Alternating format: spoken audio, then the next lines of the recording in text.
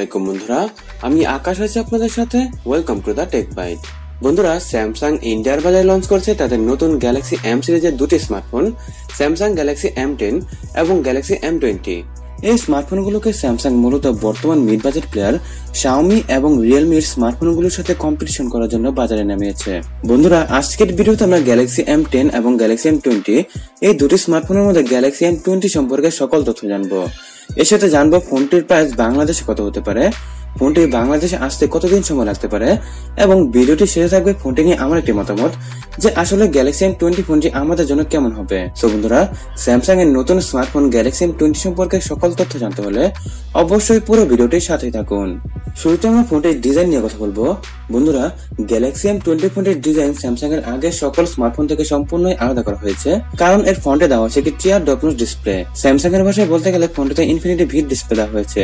বন্ধুরা, এই ফোনটি হচ্ছে স্যামসাং এর তরফ থেকে সর্বপ্রথম নজযুক্ত স্মার্টফোন। রিয়ার ডিজাইনের কথা বলে ফোনটির রিয়ারের কর্নার দেওয়া হচ্ছে দুটি ক্যামেরা এবং মিডলে দেওয়া হচ্ছে ফিঙ্গারপ্রিন্ট স্ক্যানার।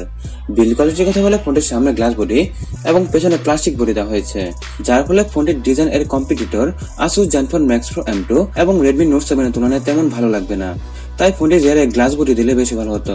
ডিসপ্লের কথা বলে ফোনটিতে 6.3 ইঞ্চের ফুল এইচডি প্লাস ডিসপ্লে দেওয়া হয়েছে, যেটির রেজলিউশন হচ্ছে 2340x1080 পিক্সেল।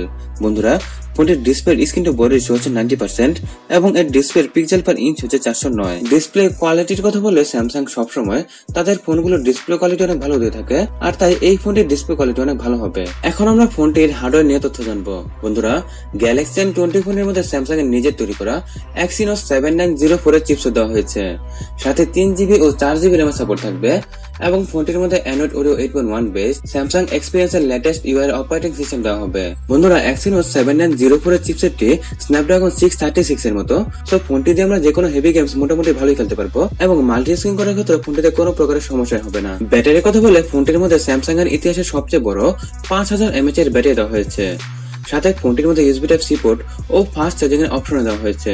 আর একটি ভালো দিক হচ্ছে ফোনের বক্সের মধ্যে আমরা 15 ওয়াটের ফাস্ট চার্জার পাবো, সো চার্জিং নিয়ে ফোনটিতে কোনো প্রকারের সমস্যা থাকবে না। এখন আমরা ফোনটির ক্যামেরা নিয়ে কথা বলবো। গ্যালাক্সি M20 ফোনটির রিয়ারে দুটি ক্যামেরা দেওয়া হয়েছে। দুটি ক্যামেরার একটি হচ্ছে 13 মেগাপিক্সেলের এবং একটি হচ্ছে 5 মেগাপিক্সেলের। 13 মেগাপিক্সেল ক্যামেরাটির অ্যাপারচার হচ্ছে f1.9 এবং 5 মেগাপিক্সেল ক্যামেরাটি ওয়াইড অ্যাঙ্গেল লেন্স, যেটি আমাদের ওয়াইড অ্যাঙ্গেলে ছবি তুলতে অনেক সাহায্য করবে। এর সাথে ফোনটির ফ্রন্টে 8 মেগাপিক্সেলের সেলফি ক্যামেরা দেওয়া হয়েছে, যেটির অ্যাপারচার হচ্ছে f2। বন্ধুরা, ফোনটির ক্যামেরাগুলো খাতা কলমে ভালোই মনে হচ্ছে, তবে এর ক্যামেরাগুলো আসলে কেমন হয় এটি যখন ফোনটি বাজারে আসবে তখন ব্যবহার করে বোঝা যাবে। গ্যালাক্সি M20 ফোনটিকে বাজারে দুটি ভেরিয়েন্টে পাওয়া যাবে, আর ভেরিয়েন্টগুলো হচ্ছে 3GB RAM 32GB internal storage এবং 4GB RAM 64GB internal storage. এর সাথে ফোনটিতে মেমোরি কার্ড ব্যবহার করার জন্য আলাদা একটি স্লট দেওয়া হয়েছে, যেটিতে আমরা এক্সট্রা একটি মেমোরি কার্ড ব্যবহার করতে পারবো। প্রাইসিং এর কথা বলে ফোনটিকে ইন্ডিয়াতে যে প্রাইসিং এর মধ্যে লঞ্চ করা হয়েছে সেই প্রাইসিং অনুযায়ী বাংলাদেশে 12 থেকে 17,000 টাকার মধ্যেই পড়ে। আর ফোনটিকে যেহেতু অলরেডি লঞ্চ করা হয়ে গেছে, সো ফোনটি আগামী 1 মাসের মধ্যে বাংলাদেশের বাজারে অ্যাভেলেবল হয়ে যাবে। এখন যদি ফোনটিকে নিয়ে আমার মতামতের কথা বলি, তাহলে ফোনটির ডিজাইন বাদে বাকি সকল কিছু মোটামুটি ভালোই দেওয়া হয়েছে, তাই আমাদের মধ্যে যারা স্যামসাং লাভার আছে তাদের জন্য এই ফোনটি বেস্ট ডিল হবে। কিন্তু যারা স্যামসাং ফোন ছাড়া অন্য ফোন ব্যবহার করতে ইচ্ছুক তারা এই ফোনটির তুলনায় রেডমি নোট 7 কে বেশি প্রায়োরিটি দিবেন, কারণ গ্যালাক্সি M20 থেকে রেডমি নোট 7 অনেক বেটার একটি ফোন। কিন্তু যারা শুধু স্যামসাং এর ফোন কিনতে ইচ্ছুক তারা এই ফোনটির জন্য ওয়েট করুন, কারণ এই ফোনটি আপনার জন্য বেস্ট ডিল হতে পারে। সো বন্ধুরা, গ্যালাক্সি M20 ফোনটি নিয়ে এই সকল কিছু ছিল আজকের ভিডিওতে। ফোনটি নিয়ে আপনাদের মতামত কি অবশ্যই আমাকে কমেন্ট বক্সে জানাবেন। আজকের মতো এখানে বিদায় নিচ্ছি।